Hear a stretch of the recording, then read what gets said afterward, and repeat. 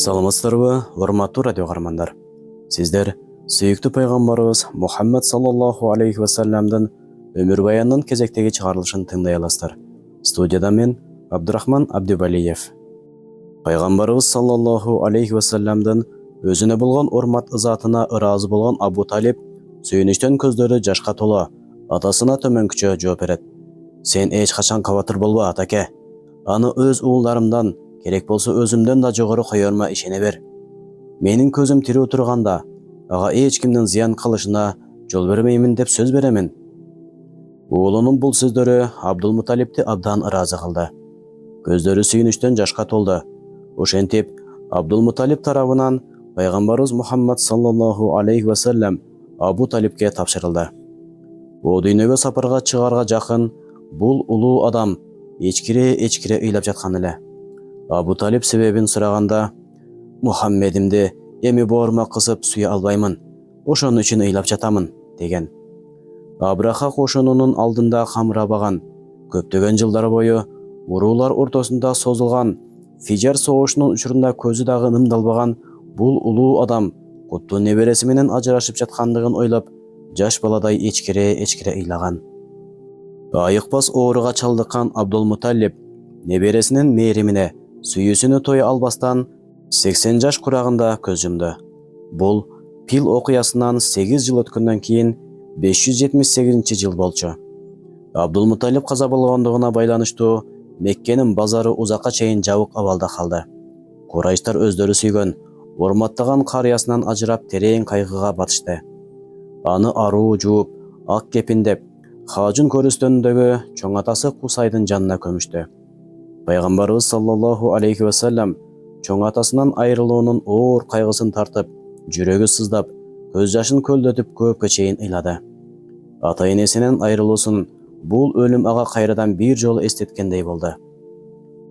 Пайгамбарыбыз саллаллаху алейхи вассаламдын өмүрүнүн алгачкы 8 жылы ушундай кайгуу муңдуу, жакындарынан айрылуу ичинде өттү. Анын улуу руху, жана мээримдүү жүрөгү ошол мезгилден баштап келечекте боло турган кыйынчылыктарга чыдаш үчүн азап тозоктуу, оош кыйыштуу дүйнөдө даярдалып жатты. Пайгамбарыбыз саллаллаху алейхи вассалам Абу Талиптин жанында. Сүйүктүү пайгамбарыбыз саллаллаху алейхи вассалам 8 жашындагы кези. Эми ал чоң атасы убадасын алып, колуна тапшырып берген агасы Абу Талиптин колунда эле. Абу Талип аябагандай боорукер адам болсо да, өтө кембагал эле. Анын бир нече төөсүнөн башка эч байлыгы жок болчу.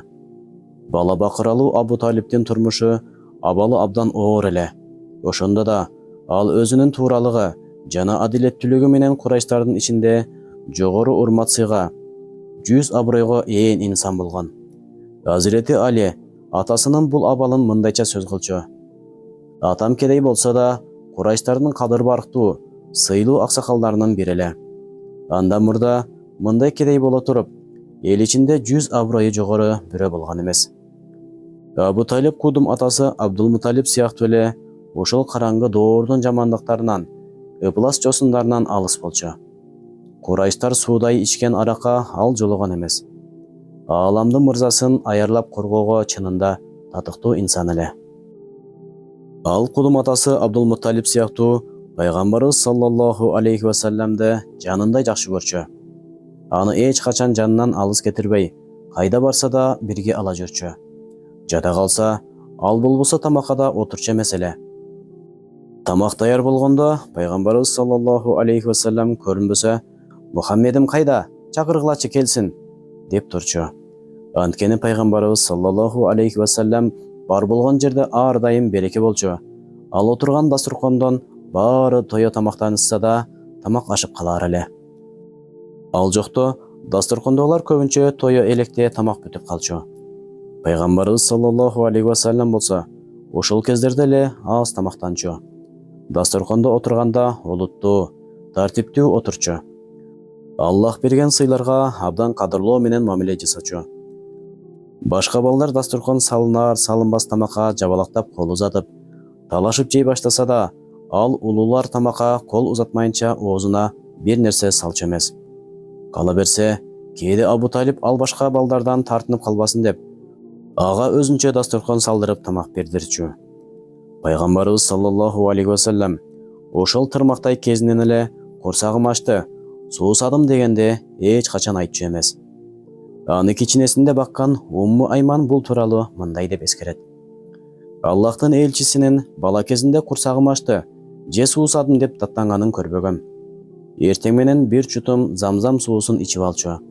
Тамак берели десек, жок, курсагым ток деп койчу. Абу Талиб сөзүндө турду. Аллахтын элчисин саллаллаху алейхи вассаламды 40 жылга жакын коргоду. Анын бул жакшылыгы жоопсуз калган жок. Алла Таала ага баласы Азирети Алини насип кылды. Ар бир пайгамбардын тукуму өзүнөн тараса, ал эми пайгамбарыбыз саллаллаху алейхи вассаламдын тукуму Азирети Алиден уланмак. Азирети Али пайгамбарыбыз саллаллаху алейхи вассаламдын улуялык жагын чагылдырган. Ошол себептен улам ал улуялардын баш таажысы болуп саналат. Абу Талиб дагы атасы Абдулмутталиб сыяктуу пайгамбарыбыз саллаллаху алейхи вассаламды коргоодогу сырткы себеп эле. Аны чынында коргогон жана чоңойткон жалгыз Алла Таала болчу. Алла Таала бир жактан пайгамбарыбыз саллаллаху алейхи вассаламды пайгамбарлык даражасына даярдап чыгарып жатып, бир жактан коомду аны кабыл ала тургандай абалга даярдап жатты. Пайгамбарыбыз саллаллаху алейхи вассаламдын кой багуусу. Пайгамбарыбыз саллаллаху алейхи вассалам 10 жаштардан баштап өзүн караган Абу Талибтин кой эчкилерин кайтара баштады. Ага кошуп, Курайштыктардын да кээ бирөөлөрүнүн койлорун анча-мынча иш акы алып багып берди. Ал өзү биринчи болуп кой багууну өтүнгөндө Абу Талиб оболу бул сунушка кошулбаган болсо да, пайгамбарыбыз саллаллаху алейхи вассаламдын улам суранганынан акыры макул болууга аргасыз болду. Күндүн оттой алоолонгон ысык аптабында мал кайтаруу чынында эле машакаттуу түшүк болгондуктан Абу Талибтин аялы Фатима бул ишке катуу каршы турган эле. Бирок пайгамбарыбыз саллаллаху алейхи вассалам акыры аны да макул кылды. Пайгамбарыбыз саллаллаху алейхи вассалам күндө эртең менен малды айдап, какыраган ээн чөлдүн оттуу жерлерин издеп, кечке чейин мал откозуп келер эле. Ал мунусу менен турмушта кыйынчылыгы бар Абу Талибке бир аз да болсо колдон келген жардамын кошкусу келчү. Дагы бир тараптан ээн жөлдө жалгыз жүрүп, бул аалам жөнүндө адамзат жана анын жаратуучусу тууралуу терең ойлорго батар эле. Өз өмүрүнүн бир топ жылдарын кой багуу менен өткөзгөн пайгамбарыбыз саллаллаху алейхи вассалам мурунку бардык пайгамбарлардан кой бакканы тууралуу сахабаларга кийинки кездерде айтып берген. 3-чү бөлүм. Пайгамбарыбыз саллаллаху алейхи вассаламдын жаштык курагы. Пайгамбарыбыз саллаллаху алейхи вассаламдын Шамга сапарга чыгышы жана кечил Бахира. Пайгамбарыбыз саллаллаху алейхи вассаламдын жашы 12-ге келгенде агасы Абу Талиб менен Шамга сапар тартышат. Себеби ошол учурда Абу Талиб турмушта оор кыйынчылыктарга туш келип, соода сатык менен алып бурушуга аргасыз калган эле. Ошондуктан Курайштардын бул жылы уюштурган соода кербенине кошулуп, Шамга барууну чечти. Жана пайгамбарыбыз саллаллаху алейхи вассаламдын өтүнүшү менен аны да өзү менен бирге сапарга катыштырууга макул болду. Кербендер чөл арбыта жол жүрүп отурушуп, Бусра деген жерге барып токтошту. Бусра Шам менен Куддустун аралыгындагы колпонган жашыл өрөөн эле. Бул жерде Аллахтын элчиси саллаллаху алейхи вассалам кербенге кароолчу болуп калат. Калган кербенчилер эс алыш үчүн бир үйгө жайгашышат. Бусранын чоң базарына жакын жердеги монастырда Бахира аттуу бир кечил жашачу. Ал кечил ошол замандардагы христиандардын эң улуу окумуштууларынын бири катары саналган. Кечил Бахира келе жаткан кербенди алгач көргөндө эле таң каларлык бир окуяга күбө болду. Кербендин үстүндө бир булут бар эле. Жана ал кербенден калбай аркасынан жүрүп отурган. Кербен токтосо токтоп, жүрсө жүргөн. Муну көргөн Бахира кербенчилердин бардыгын тамактанууга чакырат. Мурда кербендерге мындай мамиле кылбаган Бахирага баары таң калышат. Пайгамбарыбыз саллаллаху алейхи вассалам башкасы баары тамакка келишет. Бирок кечил келгендердин арасынан издегенин таба албады. Башка ким калды деп сураганда, алар пайгамбарыбыз саллаллаху алейхи вассаламды эстешет. Кечил аны да чакыртат. Аны көрөрү менен издегенимди таптым деп ичинен камыңдайт. Абу Талибтен Бул бала сага ким болот? Деп сурайт. Оğlum деп жооп бергенде Бахира ага ишенгиси келбейт. Анткени анын ыйык китептерден окуп билген аныктамасы боюнча келечек пайгамбар Мухаммад саллаллаху алейхи вассаламдын атасы ал төрөлө электеле каза болууга тийиш болчу. Анан Бахира Абу Талипти четке чыгарып, артка кайтуусун сунуш кылат. Анткени жөөттөр башка элдерди көрө албаган кызганчаак адамдар болор эле. Бул баланын жүзүнөн анын акыркы пайгамбар экенин түшүнүшүп, бир жамандык кылып коюшат деген ой менен Абу Талипке сен бул сапардан баш тарт, жериңе кайткын. Эгер ичи тар жөөттөр аны таанып калышса, ага жамандык кылышат деп коркомун, дейт. Абу Талип айтылган сөздү аткарат да, соодасын ошол жерден эле бүтүргөн соң, бир шылтоо таап, кербенден бөлүнүп Меккеге кайтат. Бахира чындыкты айтып жаткан эле. Бирок ал билбеген бир негиз бар болчу. Ал саллаллаху алейхи вассалам Алла Тааланын коргосунда болчу, жана аны өмүрүнүн аягына чейин коргомок. Алла Тааланын «Аллах сени адамдардан, алардын зыянынан сактайт» деген аяттагы муну далилдеп турат.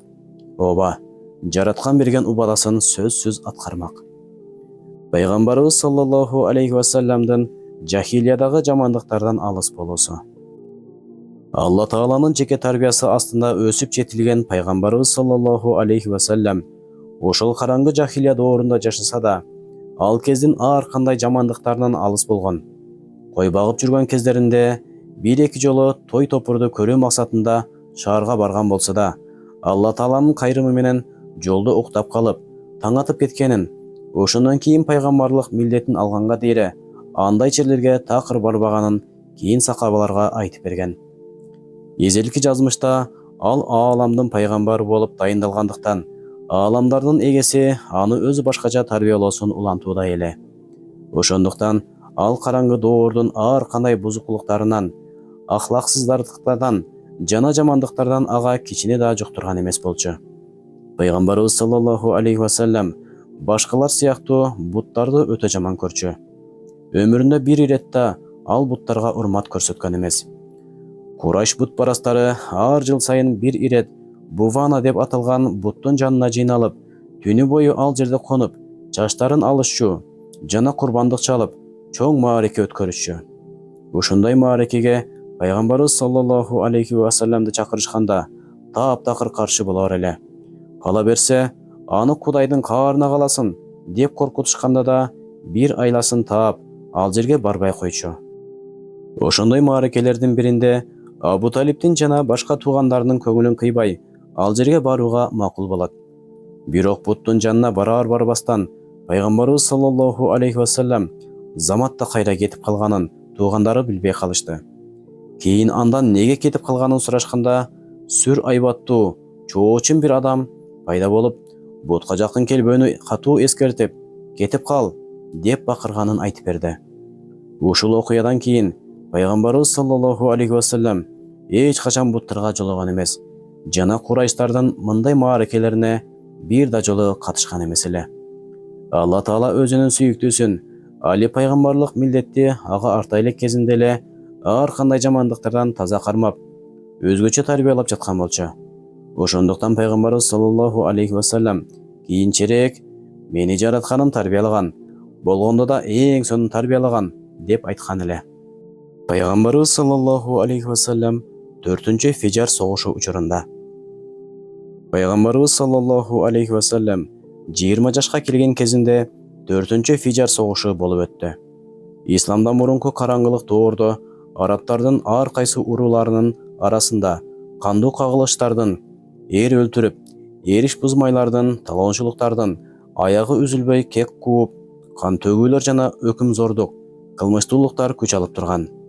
Ташбоор, башканын акысын тааныбаган, жик-жикке, уруу-урууга бөлүнгөн караңгы калктын колунан кызыл кыргындан башкасы келбеши да анык эле.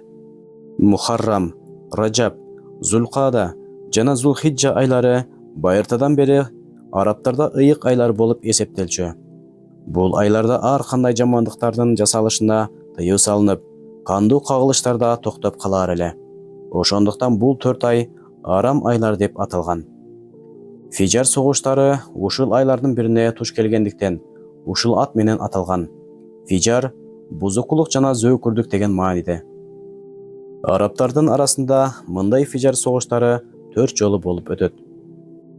Биринчи жолу фижар согушу болгон учурда ааламдардын мырзасы Али 10 жашта эле. 9 жыл бою токтобогон бул 4 жолку согуш түккө турбаган кайдагы бир майда барат себептерден улам келип чыккан болчу. Биринчи фижар согушу болсо Гыфар урусунан бир адам атактуу Указ жарманкесинде жоон топ элдин арасында көөдөн муштап, арабтардын менден өткөн ак сөөгү жок дегенинен улам Хавазин урусунан бирөө муну өзүнө карата акарат сезип, ошол жерден эле кылычын сууруп, Алиги мактанган адамдын бутун жаралагандан улам эки уруунун чабышы башталган. Экинчи фижар согушуда ошол эле Укка жарманкесинде бир аялга тамашалап тийишүүдөн Курайш менен Хавазин уруусунун арасында тутанат. Үчүнчүсүндө Кинана уулдарынан бирөө Амир уулдарынан болгон бирөөнү карызын төлөбөй убакытты создуктургандан улам Кинана жана Хавазин урууларынын арасында согуш башталат. Пайгамбарыбыз саллаллаху алейхи ва саллям 20 жаштарга келип калганда болуп өткөн 4-чү фижар согушу болсо Курайш жана Кинана уруулары менен Кайс Айлан урууларынын арасында тутанат. Бул жолку согуш Кинана уруусунан болгон Барраз деген адамдын Кайс Айлан уруусундагы Урваны өлтүрүп койгондон улам келип чыккан. Курайштар Кинана уруусунун талаамдашы болгондуктан бул жолку согушка катышууга аргасыз болгон. Уккас жарманкеси өтчү жерде болгон 4-чү фижар согушу Харам айларында башталгандыгы жана артыкбаш кызыл кыргын уланып кетүүсүнөн эңсирип, Абу Талиб бул согушка катышууну каалабаган болсо да, Курайштардын башка майда урууларынын басымы астында согушка катышпай кое албады. Согуш учурунда Абу Талибдин сүймөнчүк небереси болгон Пайгамбарыбыз саллаллаху алейхи ва саллямды да бир-эки жолу өзү менен бир согушка алып барганы айтылат. Бирок Пайгамбарыбыз саллаллаху алейхи ва саллям тек гана жоодон атылган окторду, жебелерди чогултуп, абасына жеткирип бергенден башка эч кылган эмес. Кагылыш такыр токтоор түрү жоктугун көргөн эки тарап акыры өз ара тынчтык келишимин түзүүгө макулдашат. Келишимге ылайык өлгөндөрдүн саны такталып, кайсы тараптан ашыкча адам өлгөн болсо, бир тарап алардын конун төлөө жолу менен согуш токтомой болду. Өлүктөрдүн санын тактай келишкенде Кайс айландардан 20га чукул адам ашыкча өлүптүр. Кинана жана Курайштар бул 20 адамдын колун төлөп, Пил окуясынан 20 жыл кийин болгон бул кандуу кагылыштан изи сууду. Пайгамбарыбыз саллаллаху алейхи ва саллям улуулук уюмунда. Пайгамбарыбыз саллаллаху алейхи ва саллямдын 20 жашындагы кези. Акыркы фижар согушунда ар кайсы уруулардан көптөгөн адамдар өлгөн, кан суудай аккан эле. Натыйжада ар кайсы араб урууларынын арасы ого бетер ыдырап, душмандык сезимдери курчуй түшкөн. Ар убакыт болбогон бир майда барат себептердин айынан чоң кагылыштардын өртү кайрадан тутанып кетүүсү мүмкүн болчу. Меккеде сырттан келген адамдар үчүн жанын, мал-мүлкүн коргоо, тынч аман өз элине кайтып кетүү дегенди элестетүү кыйын болуп баратты. Каалаган бирөө каалаган жолоочунун мал-мүлкүн тоноп, каалаганын жасоочу болду. Алсыз таянычы жок адамдар зулумга кабылып, укуктары тепселип жатты. Мындай чалкеш абалга чара таап, оңдоонун жолдорун издөө зарылчылыгы туулду. Бирок эмне кылуу керек? Забиддиктин талоонго учурашы. Абалды курчуткан акыркы окуя мындайча болду. Йемендеги Забид уруусунан Меккеге келген бирөөнүн төөсүн жүгү менен кошо Аас бин Ваил карактап алат. Забиддик адам жардам сурап, ар кайсы эшиктерди каккыласа да, эч ким жардам көрсөтпөгөн соң, Абу Кубайс дөңсөсүнө чыгып алып, болгон үнү менен кыйкырып, Курайштыктарга арыз муңун айтып, шаар калкынан жардам сурады. Бул арыз коомчулуктун чалкеш абалын оңдоону ойлогон адамдардын ар намысын козгоду. Дароо бир жерге чогулуп, бул жол жосунсуз иштерге арга издөөнүн айласын талкуулашты. Ушул жолкусунда башкалардын башын кошуп, Меккенин аттуу баштууларын бир максатта топтогонго себепкер болгон алгачкы адам Пайгамбарыбыз саллаллаху алейхи ва саллямдын аталаш абасы Зубайр болчу. Натыйжада Хашим, Муталлиб, Зухра, Асад, Харис жана Тайм уулдарынын башларынын бир тобу чогулуп, ири олтуруп түз кеңешип, Меккенин бай, кадырбарктуу аксакалы Абдулла бин Жудандын үйүндө кеңеш курду жана улуулук уюмун түзүштү. Көпкө чейин талкуулашкан соң төмөнкүдөй келишимге келип токтошту. Биринчи, Меккеде жергиликтүү болсун, же сырттан келгендер болсун, зулумдукка дуушар болуусуна жол коюлбайт. Экинчиси, мындан ары Меккеде адилетсиздикке катуу тыюу салынат, зөөкүрлөргө эч качан кеңчилик кылынбайт. Үчүнчү, алсыздар күчтүүлөрдүн акысын толук алганга дейре, алсыздардын таламы корголот. Уюмдун мүчөлөрү бул келишимге бекем турабыз деп бир ооздон касам ичишти. Деңиздердин тамчы суусу калбаганга дейре, тоолор урап, жер менен жексен болуп, Каабада сыйыны токтогонго чейин ушул антыбызды бузбайбыз. Уюмдун аткарган алгачкы иши Йеменден келген забиттик адамдын соода малын төөсү менен Аас бин Ваилден кайра алып берүү болгон.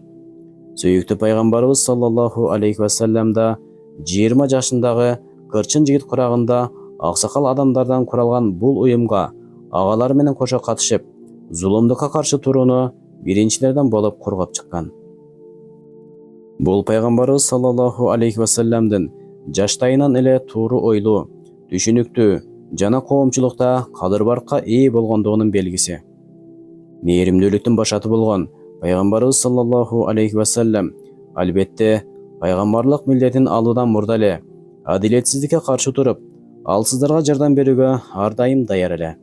Анткени ал жогорку ахлакты толук алып келген пайгамбар катары жөнөтүлмөк. Ошондуктан адеп ахлактуулукка жаткан ар кандай аракетке кошулуусу табигый көрүнүш болгон. Кийинки кезде ага пайгамбарлык миллети берилген соң да бир учурларда ошол уюмга катышкандыгына ыраазы болуп, мындай деген эле: Абдулла бин Жудандын үйүндө болгон антташууда мен да болгонмун. Менимче ошол келишим кызыл түстүү нар төөлөргө ээ болуудан да жакшыраак болчу. Мен андайга ислам доорунда чакырылсам да кошулмакмын.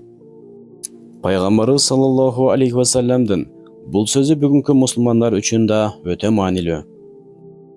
Зулумга жана ар кандай бей адепке карата аты, заты кандай болсо да күрөш жүргүзүп жаткан коомдор жана уюмдарга жардамчы болуу керек. Шамга жасалган экинчи сапар. Сүйүктүү пайгамбарыбыз саллаллаху алейхи вассалам экинчи саякатына 25 жашка келгенде чыгат. Бул жолу Азирети Хадиша жиберген кербенди жетектейт. Бул сапарында да Бахирага жолугат. Бул кезде кежил абдан картайып калган эле. Аллахтын элчисин саллаллаху алейхи вассаламды көргөндө абдан кубанат. Анткени ал дайыма ошол күндү күтүп келген. Аллахтын элчисине саллаллаху алейхи вассаламга: "Сен пайгамбар болосуң. Аттиң-ай, сен пайгамбарлыгыңды жарыя кылган күнгө жетсем, сенин бут кийимиңди тазалап, кызматчың болсом", деди. Ал ошол күндөргө жете алган жок. Бирок анын бул кабылдоолору ага акыретте көп нерсени берери даана болчу. Бардыгы аны күтүшкөн. Аны күткөн жана аны сүйүнчүлөп кабар бергендердин саны абдан көп эле. Зайд бин Амр дагы булардын бири болгон. Бейиш менен сүйүнчүлөнгөн 10 сахабанын бири болгон атактуу сахаба Саид бин Зайдтын атасы жана Азирети Умардын агасы Зайд ханифтерден болчу.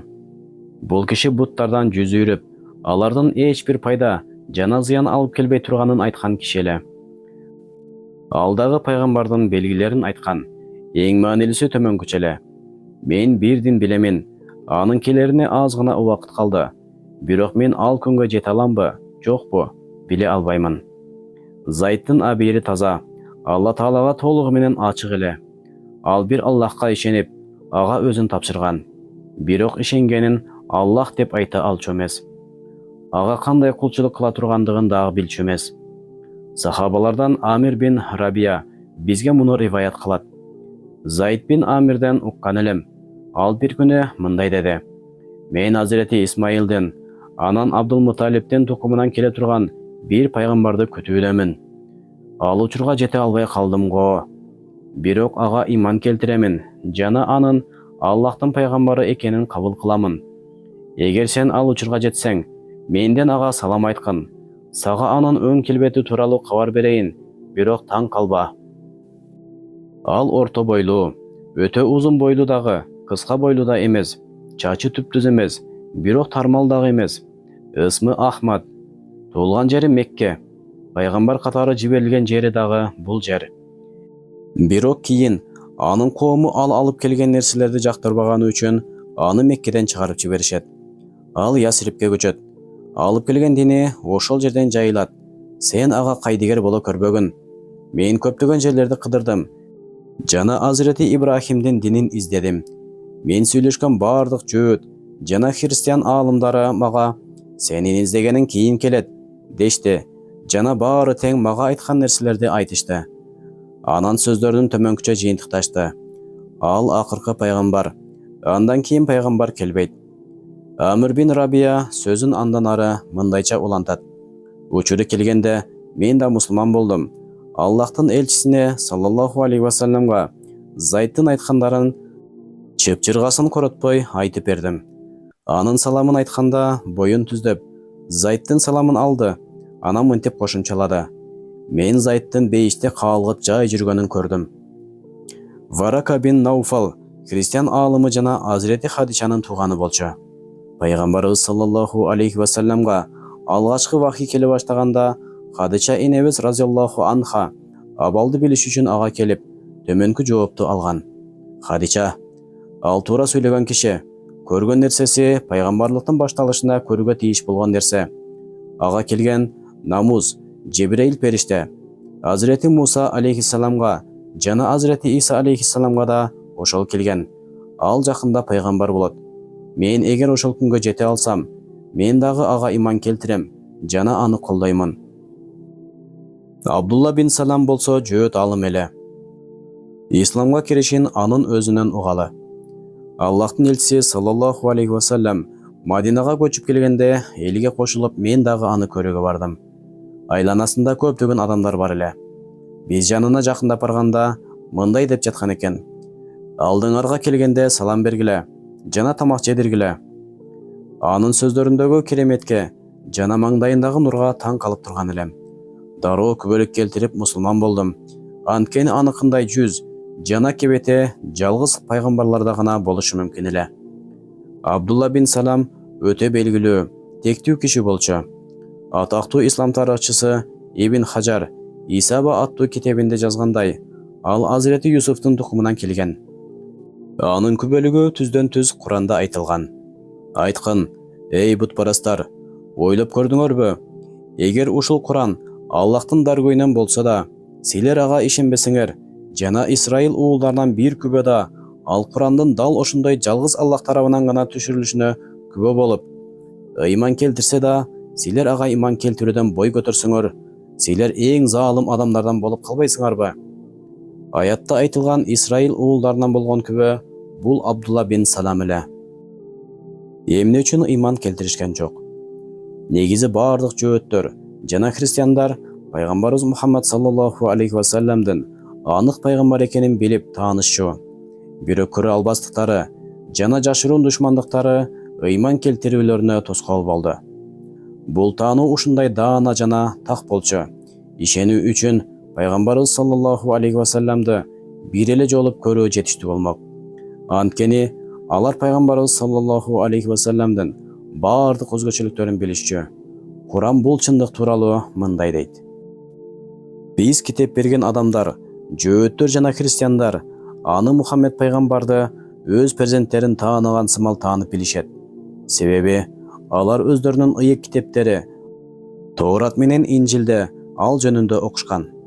Дагы албетте алардын бир тобу билип турушуп, чындыкты жаап жашырышат.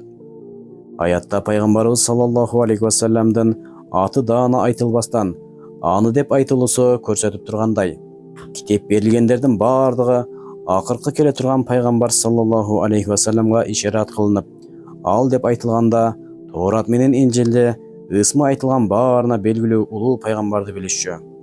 Ал эч кандай шек күмөнсүз пайгамбарыбыз Мухаммад саллаллаху алейхи вассалам болчу. Аны өз балдарынан да жакшы таанышчу.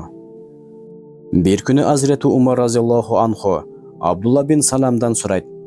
Пайғамбарыбыз саллаллаху алейхи вассаламды өз балаң сияқты біліп танушы белең? Өз баламдан да жақшы танучымын. Қандайча? Баламдан шектеніші мүмкін. Балким, аялым менен көзіме чөп салғандыр.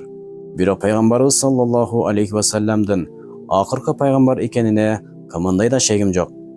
Бұл жооп Азирети Умар разияллаху анхуны ушунчалык сүйүндүргөндүктөн өйдө туруп Абдулла бин Саламдын чекесинен өпкөн. Урматтуу радио каармандар, ушуну менен кезектеги берүүбүз соңуна келип жетти. Уктурууну даярдаган Абдурахман Абдувалиев. Саламатта калыңыздар.